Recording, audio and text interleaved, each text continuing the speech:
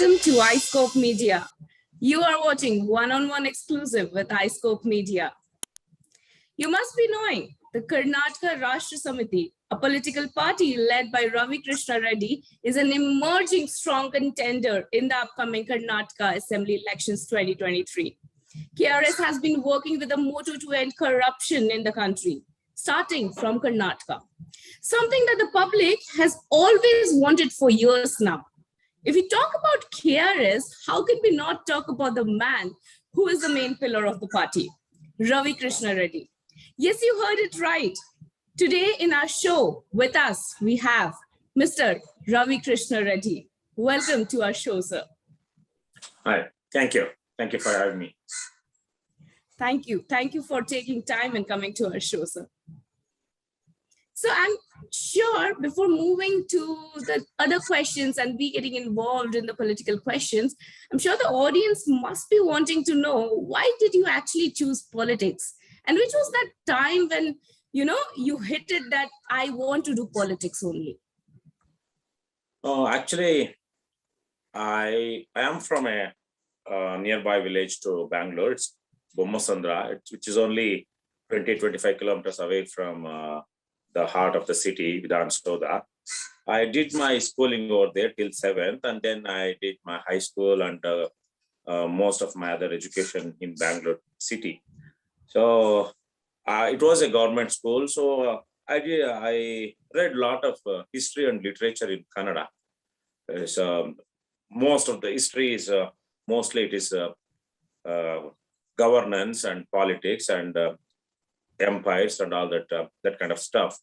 So I was always intrigued with this, and also I read a lot of Indian classics, starting from Ramayana and Mahabharata at my very early age.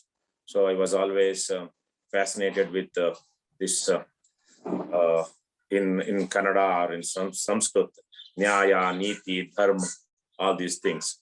So Satya, truth. So Gandhi also fascinated me. So I was always into this kind of thinking from my early childhood.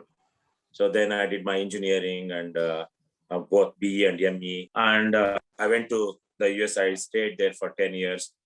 And during all this time, I was always thinking about India, the Karnataka, the erosion of value systems, how our politicians have become highly corrupt, thugs, rogues, and people who have made money through illegal means entering politics and perverting the whole system has become a kind of not something that I would be proud of. So I was always thinking about that. So when I was in the US, I started writing articles in Kannada. I also wrote a couple of short stories, translated some, and also most of my articles were about socio and economical and also political issues that the country was facing, and also in particularly Karnataka was facing. So that was how I become more and more active into the public life. So while I was in the US only, I launched a weekly magazine in Kannada called Vikrant Karnataka. It was financially, it was a failure. My 3 years of savings in the US was put into that and lost, but I'm very proud of the thing that I did with that particular venture. I was very happy, and then I was always I was at least not at least in my life, but most of the times in my writings I was a kind of an idealist. So taking the problems head on and how it should be ideally. So in 2018, sorry, not in 2018, in 2008, Karnataka has seen very bad political developments. Probably the representatives, especially MLAs that got elected in 2008 are the worst the Karnataka has ever seen since its inception in 1956. From the unification, from the day of the unification of Karnataka, the 2008 eighth batch of MLAs are the worst. So I knew that this is how it is going to be. So I thought of registering my protest. So I took a month of sabbatical. I came back to India. I contested as an independent just to register my protest. I raised money from the public.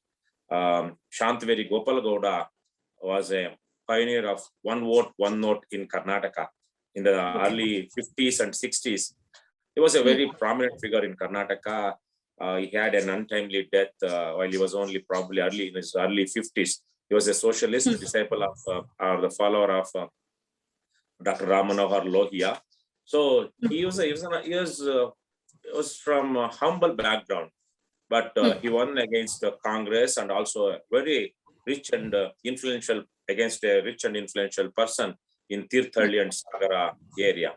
So on that ideology, from day one that I entered into politics in 2008, I was always asking people to donate, to take part, not to be the fence sitters, but to be partners and take part in democracy.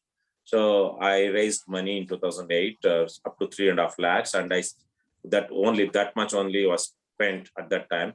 It was a vote in terms of number of votes, it was a failure, but I was very happy about the experiment, and I registered my protest. That was the main thing. And then I went back to the US after a month of sabbatical, and then I was stayed there for another 2 years, and then I moved back to India in 2011 permanently with my family, with 2 young kids. Since then, I got into full-time politics in 2012. I joined Lok Satta Party, which was floated by Dr. Jay Prakash Narayan of Andhra Pradesh. He was an MLA at that.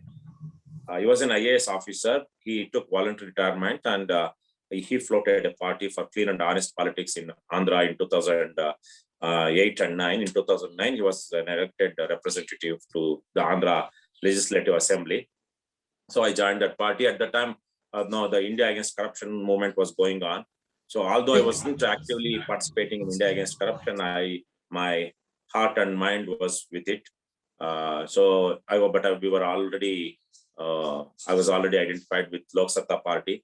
In 2013, I contested from BTM Layout Assembly constituency through Lok Satta Party.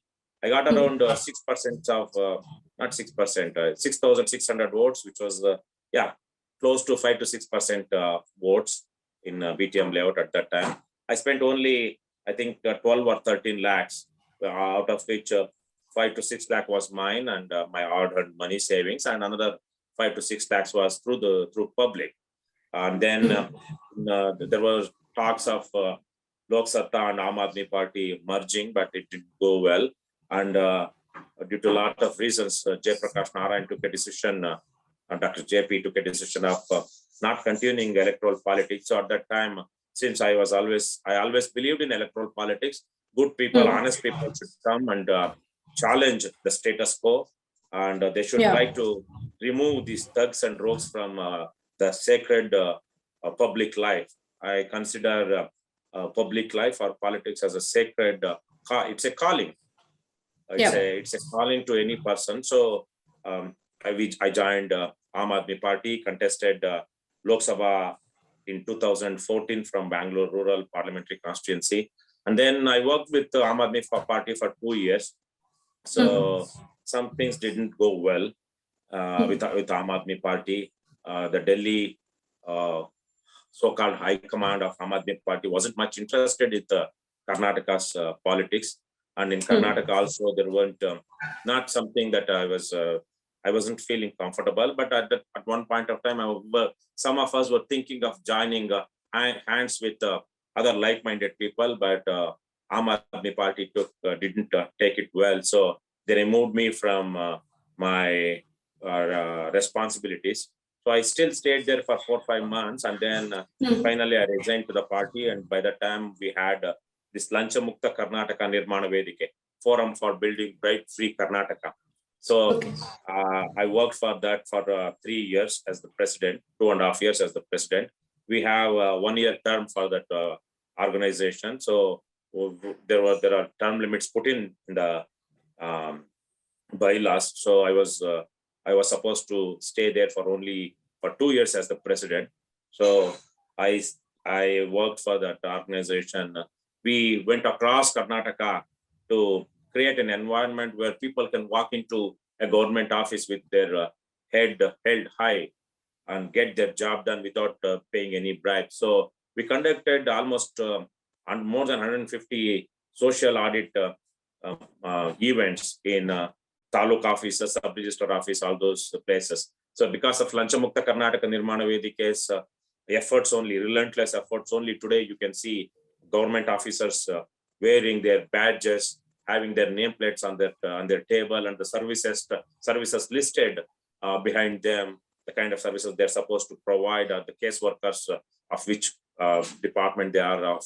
So all these, there are a lot of government initiatives were because of Lanchamukta Karnataka Nirmana Vedike. And then, of course, in 2018, I contested from Jayanagar Assembly constituency as an independent. We had a very good campaign. Probably that was one of the most, I don't know, I'm not getting the right word, highly intensive campaign in Jayanagar. A highly intensive campaign. Every day we were on the, we were hitting the streets. And through social media, we were very much active. We had a very good campaign, but unfortunately, the MLA, the sitting MLA was contesting, died just a week before the election. So the election was postponed for a month. And in that month, a new government has come up, and Congress and JDS joined their hands. A lot of political turmoil has happened during that 1 month period. So the election, the election that was postponed was turned into a kind of a by-election, where it has become a prestige issue for both the parties that were in power and the party that was in opposition. So I got very less number of votes, 1,852, compared to what I got 5 years back in PTM Layout Assembly constituency, 6,560 something. This was very less, even though probably 10 times of more effort was put into this. So this is my political journey. I think your question was very simple question, why you got interested into politics. I think it all I loved your answer because you summed it up so well that the question that I was going to ask you next is summed up in there itself. That what all have you been doing for the public in Karnataka and everything? You have just summed it up. So, and I think if I take another 2 minutes. Yeah. You can also tell our audience about KRS, maybe how it was formed. Yes. That was the left out part. Yes. So after the debacle of 2018, some of us, we had a lot of introspection. We went around Karnataka, the current vice president of KRS party and the general secretary of KRS party, Deepak Sian and S.H. Lingegowda. We went around Karnataka, spoke to a lot of people, well-meaning people, good politicians who are not active. Probably nowadays, no politician who is very active and who is a successful politician is not a good politician. Is basically either elected through money or muscle power or through caste feelings. So, but we went around Karnataka, spoke to a lot of people. In 2018, November 11th, we held a meeting in Bangalore. In that meeting, we decided to float a party, a regional party in Karnataka. So we did all the paperwork. We submitted it to Election Commission in 2018 December, hoping that the registration will go through by the time of Lok Sabha election in 2019. But election commissions, the election commission's process of registering is not that easy and fair. When we went, ours was, it took around 7 months for us to get it registered. most of the times people take professional services. There are a lot of professionals who help you in registering a political party. We did not take that channel. And in July, for the final verification, we had to go to Delhi. And even in Election Commission, EC office in Delhi, the Central Election Commission of India, there also people expected us to pay money just to enter to see the caseworker. So we noted all that, and finally it came through in the month of July, the registration. We wrote a serious letter to the Election Commissioner of India saying how burdensome the process was and how people treated us when we went to the office in Delhi, how people expected in the reception, how people expected us to pay money to just to let them go inside. And we had an appointment just to see the officers. There was a determined time, the appointment, but the people, the corrupt officers who were outside who were in the reception, they expected us to pay money. So we wrote a letter. I think after that, Election Commission took note of that, and I think they did a lot of changes not to have this kind of situation. So in 2019, August, we launched Karnataka Rashtra Samiti. 2019, in 2019, we launched Karnataka Rashtra Samiti for clean and honest politics and for pro-people politics, a regional party here in Karnataka officially. And since then, we have been facing elections. There were some 15 assembly constituents went into bypolls in late 2019. So we contested around 12, and in 2020. In 2021, this year, we contested four assembly constituencies and one Lok Sabha constituency that went into bypolls this year. Maski and Baso Kalyan assembly constituencies and Belgaum parliamentary constituency in the month of May, and recently Hangal and Sindagi assembly constituencies. So, see, in all these elections, we have been asking people, especially public, wherever we campaign, we ask people to take part in this movement and donate generously. Even 10 rupees is fine. So through public, we raised around more than 500 people donated us in Maski, and more than around 500 to 600 people donated to us in Sindagi and Hangal. So and we got around 950 votes in both Maski and Sindagi, and Hangal around 680 votes. It may be a small number, but in Belgaum parliamentary constituency, we got around 400, almost close to 5,000 votes. And BJP won that election with only 3,000 votes.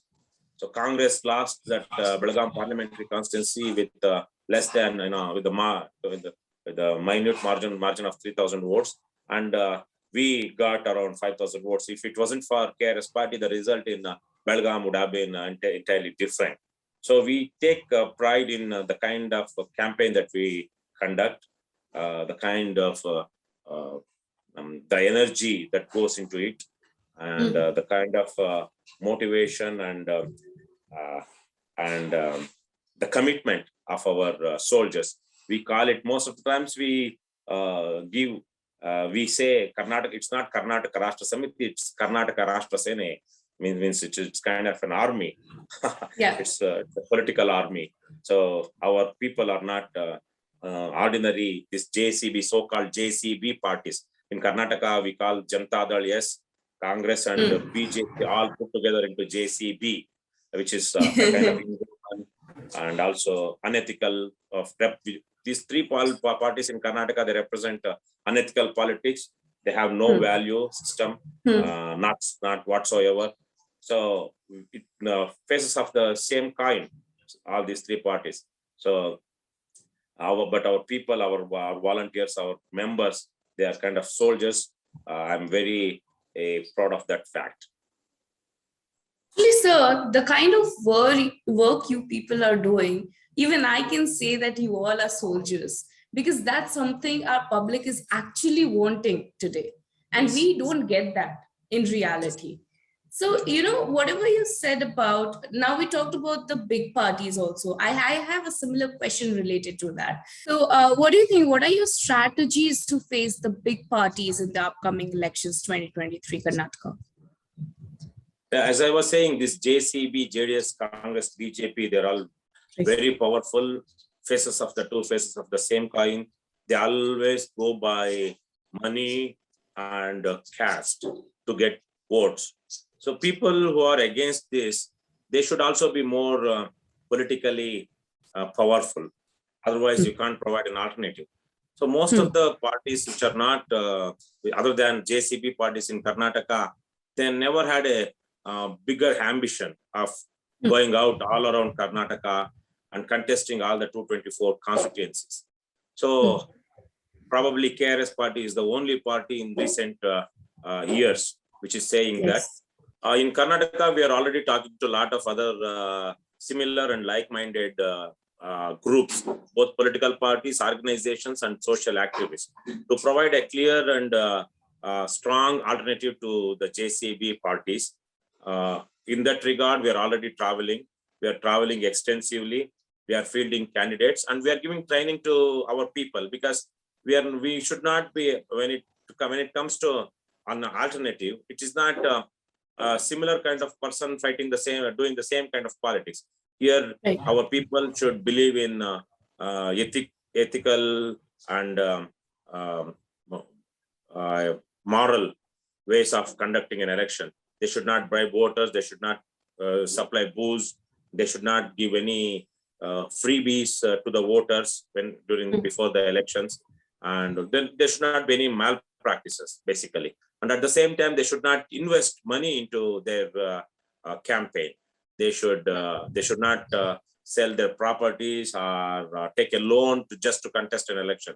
That's how most of the people who enter politics through JCB parties do. But we don't want that. So we want them to realize that this election should be based on values, and they should partner with the people rather than with anybody else. So we're already doing a lot of our homework, and as in the next 2-3 months, we are also going to talk to and have a roundtable conferences, multiple roundtable conferences with like-minded political parties and groups in Karnataka. And how that going to be, I don't know, but we are confident. We're not just confident, we are damn sure that we are going to contest and give an alternative to JCB parties in all 224 constituencies, whether it is Karnataka Rashtra Samiti party along with one or two parties, or a group of a rainbow coalition. So we are calling it probably Karnataka Janata Ranga, a rainbow coalition of well-meaning political parties who have become,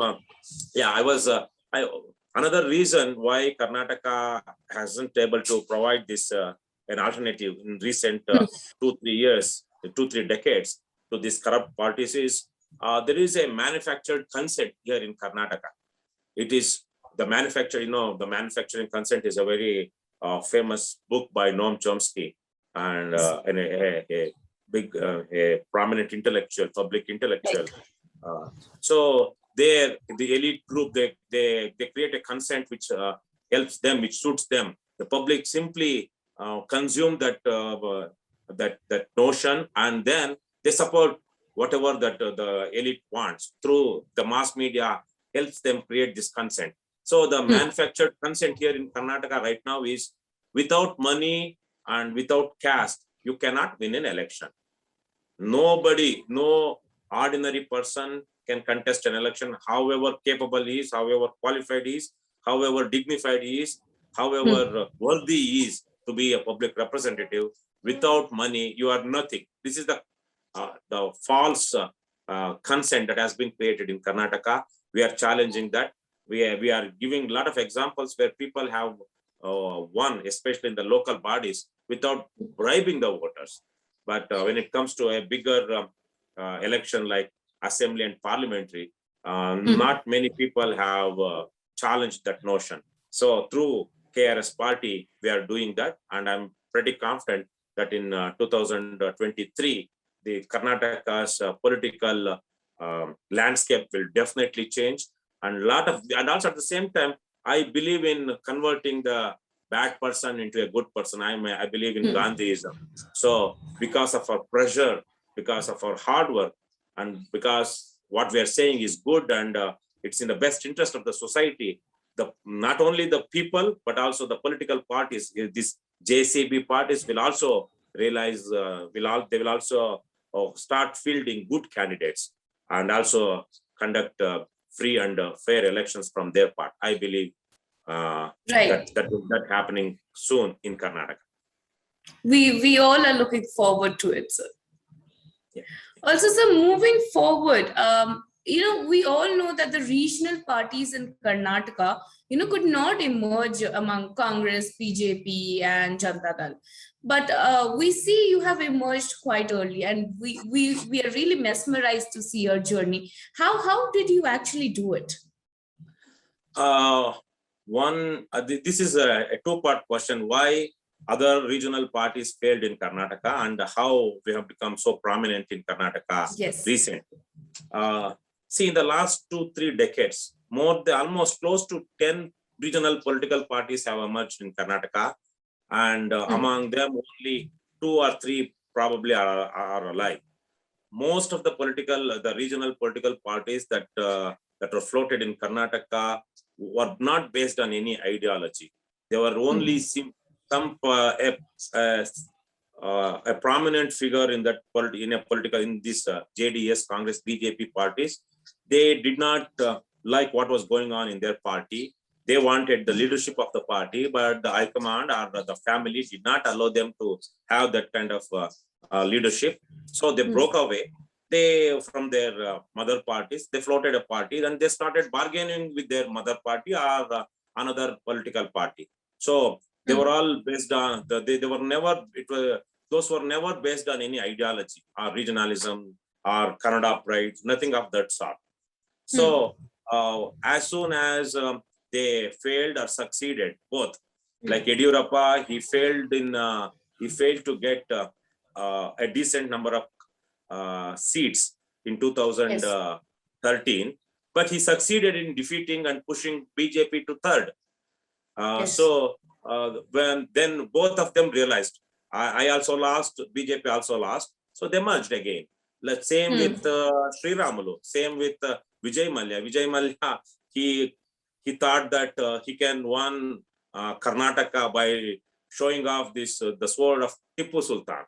So he went around Karnataka showing the sword that he got from London, and he didn't want and he failed miserably. And a lot of other people like Vijay Sankeshwar, he also floated. He came out of BJP, floated a party. He couldn't even win a single assembly constituency. Then he once again merged and joined BJP.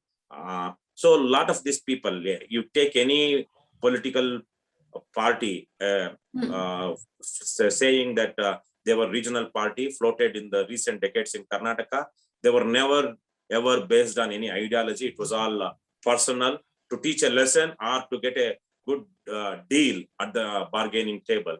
So whereas Karnataka Rashtra Samiti party is completely based on an ideology, clean, honest, ethical politics and pro-people politics, a regional party rooted in the Karnataka and Kannada pride. And we are not after power, we are after building a society, a value-based society. So in that regard, it's like we consider ourselves as similar to, even though we may not be equal to them, but we consider ourselves as the people, selfless people who fought for our independence before independence during the British time. So most of our volunteers, members, office bearers, they don't worry about their families and their personal life. They have sacrificed a lot of it in the last 2-3 years.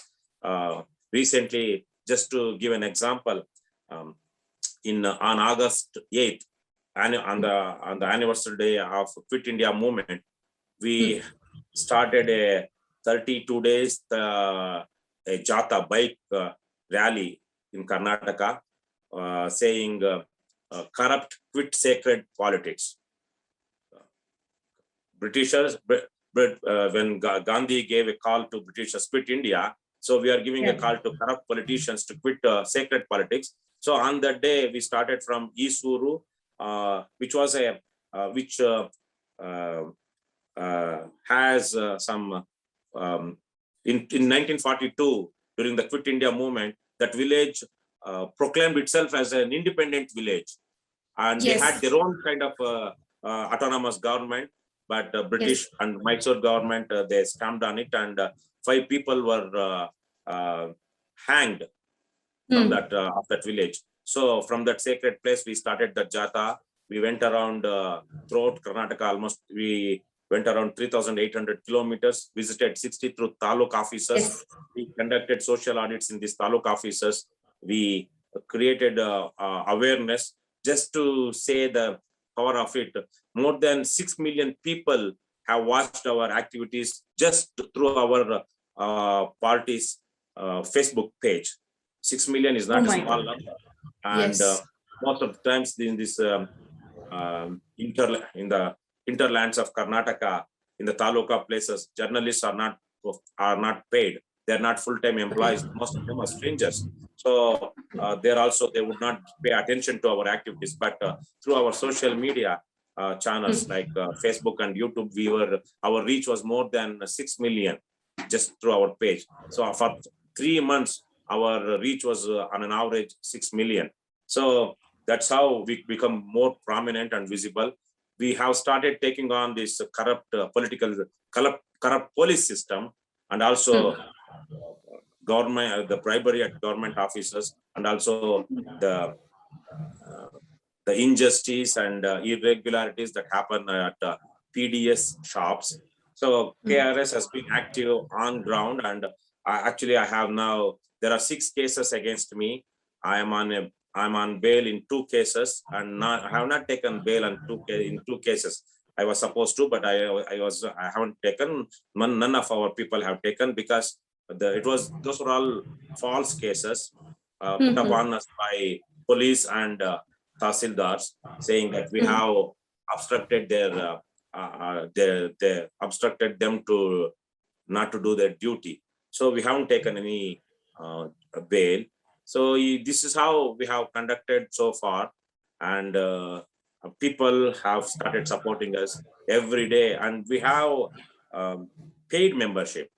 We don't simply give membership to the people, because anybody who want to know our activities can see our Facebook and our website and can know what are the activities that we have been doing.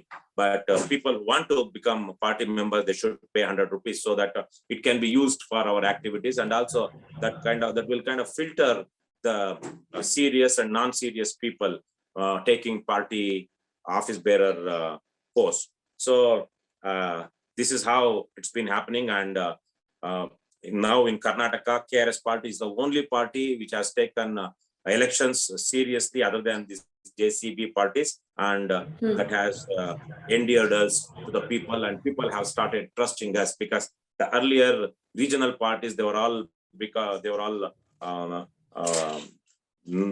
of selfish results, not for they were never floated on any ideology.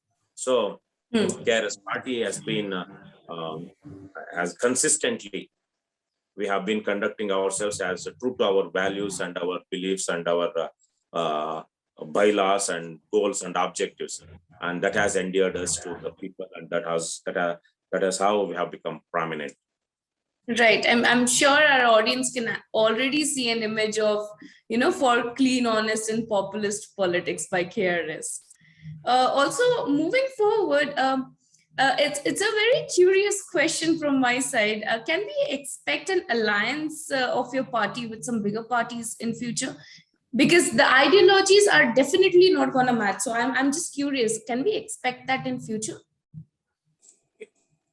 Nowhere in the near future we are going to align with JDS, Congress, BJP. that is not going to happen, at least in the 1 or 2 decades, because the kind of corruption these people, these parties have in them, I don't think that can be cleansed in 1 or 2 years. It may take 10 to 20 years. These political parties, they don't have any internal democracy. They sell their seats to the highest bidders, and starting from the lower rung members to the till the topmost leader, they always believe in money power. So and that is the JCB parties in Karnataka. They're kind of real enemies to democracy and the people of Karnataka. I would not mix my words in that. So we will never ever make any alliance with these JCB parties. Correct. We will never ever go to elections with their alliance.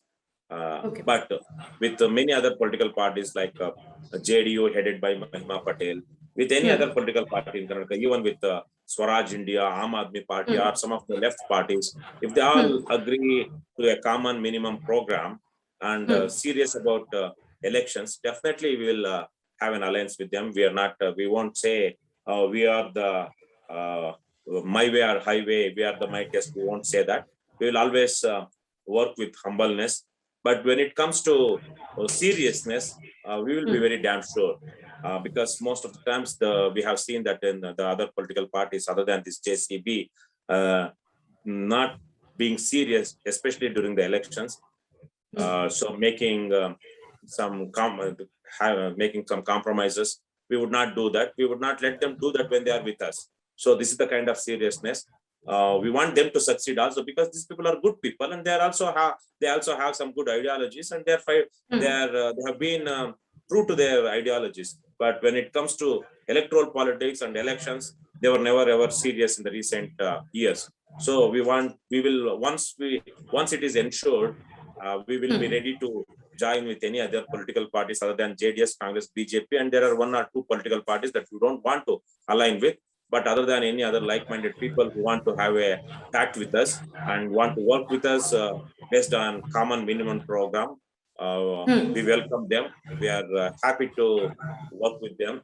But they should also show the same magnanimity and seriousness towards other political parties and also towards the ideology. Right, sir. Moving from politics, we know Karnataka being a state where, more than 1,000 of professional colleges are there. And, every year, lakhs of students are passing out.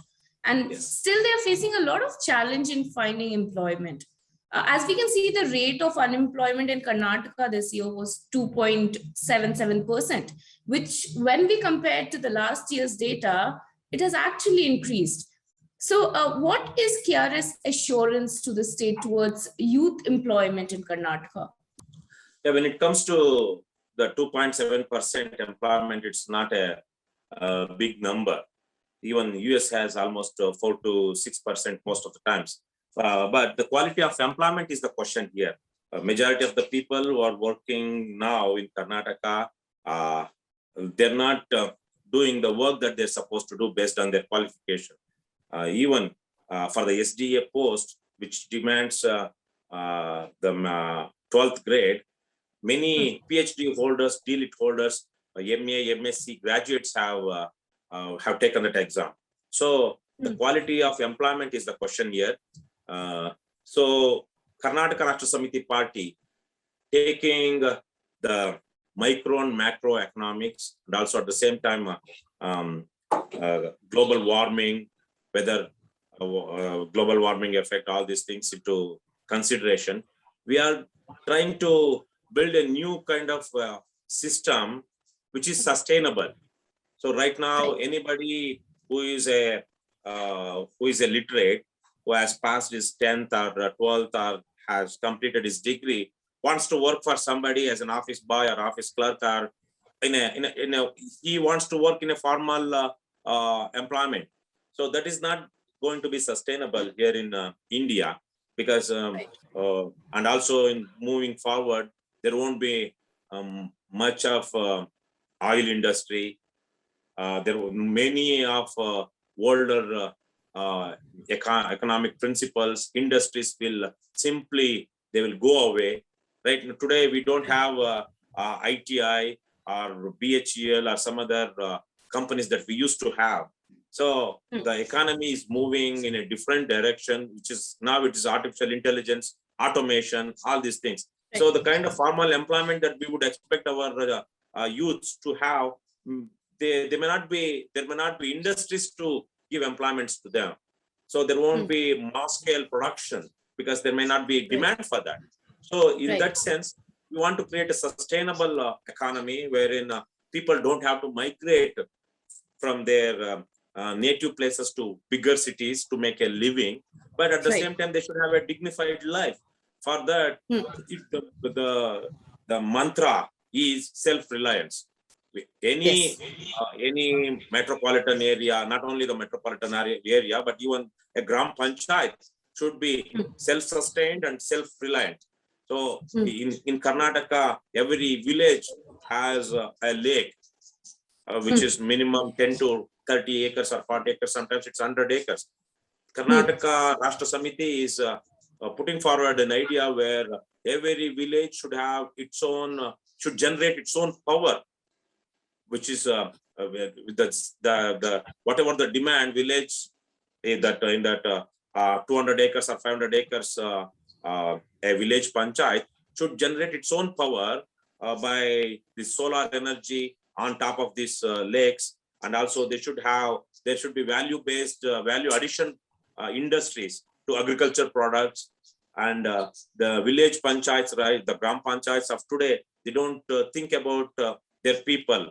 They simply take money, they collect money, take some, the state government gives them some money, they build roads, construct roads and buildings. That's it. They don't think about the village economy. So the village panchayat should also think about the village economy, and they should start providing and creating, generating employment to the people who are living in that village. So this is the kind of economy we want to build, rather than manufacture graduates and try to migrate them from the villages to the cities, and there whenever the economy collapses or whenever there is recession, people in scores move back to their villages. This is all non-sustainable. It puts a lot of pressure on both mental and physical pressure. So this is not the way to move forward, especially in the days of automation and artificial intelligence. So we have to think about this, and in that regard, we want to empower our youths to have their own entrepreneur ideas, and and one of the biggest enemy of entrepreneurship in India is corruption. To start anything from scratch, you need to get license or permission or no objection certificates from the government establishments. And to get a simple thing, we have seen just procuring or taking a death certificate from government office is highly difficult without paying bribe. People, they're already mourning, but they need a death certificate. When this morning people go to government office, they are kind of insulted, and without bribe, they don't even give this death certificate. So it's everywhere. The corruption is everywhere. Once we remove that corruption and make government employees answerable and responsible, many people would start thinking about starting their own enterprises with new ideologies. At the same time, we want to, in the changing environment, especially with the global warming, changing environment, it is better to lead a simple life, minimize some of our requirements, not to rely much on non-recyclable things. So use renewable energy, use recyclable items, and also lead a simple and happy life. You don't need much to be happy. You don't have to be filthy rich to be happy. So, but lead a content and fulfilling and happy life. So nowadays, the people think that the fulfilling and happy life is when you have money. It comes only when you have money. So it's not true.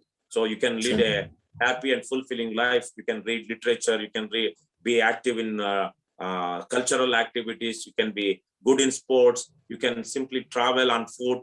There are a lot of things that you can do to be happy. You don't need things. So this minimalism, all these things are now, the ideas are coming forward. So these are all in the air now. So we want to build a new culture. It's not just for the youth.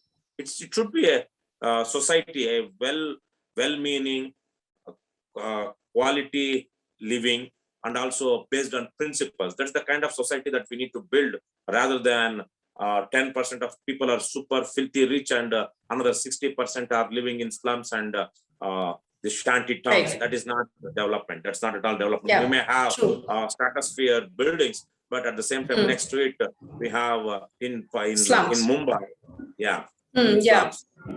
That's true. not the, every person is entitled to lead a dignified and fulfilling life. That's his basic fundamental right. But India, in the last, especially in the last 2-3 decades, it is going against that principle. Right. So, as correctly you said, I think every field, be it employment, be it politics, be it professions, everything has involvement of corruption somewhere or the other, like you explained us.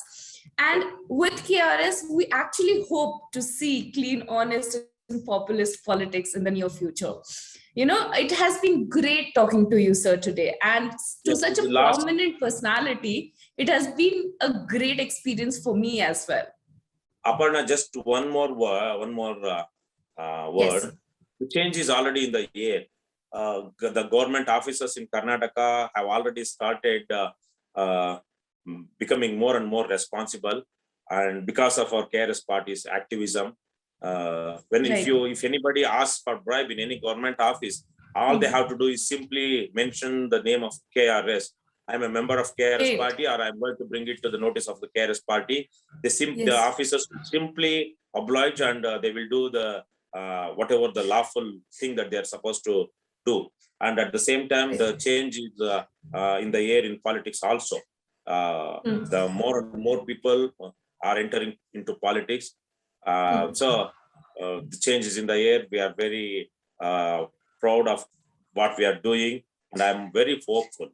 Karnataka in 2020. I all of a sudden got a curious thing in my head. So, for normal people, there are a lot of audience watching a show today. For normal people who are going for a government thing, a government work to be done, in case they are asked for bribe, can they actually reach out to KRS party? Yes. We have two Can helplines. it be me also, in case I am stuck somewhere in like that? Anybody.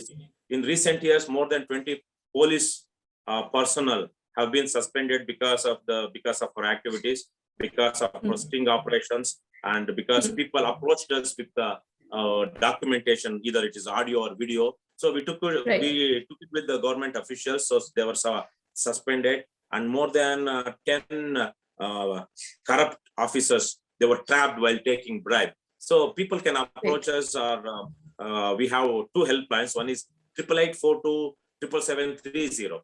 8842 That's the helpline of Forum for Building Bribe-Free Karnataka, and also 7975625575. That is the helpline or contact number for Karnataka Rashtra Samiti party. 7975625575. And they can also go to krsparty.org. That's our website. There also you'll get these numbers and contact details. And also they can also visit us at Facebook, KRS Party, at the rate of KRS Party, KRSPARTY. And we are on Twitter also. People can, and also if all you have to do is just Google my name, Ravi Krishna Reddy phone number, you'll get a phone number on Google.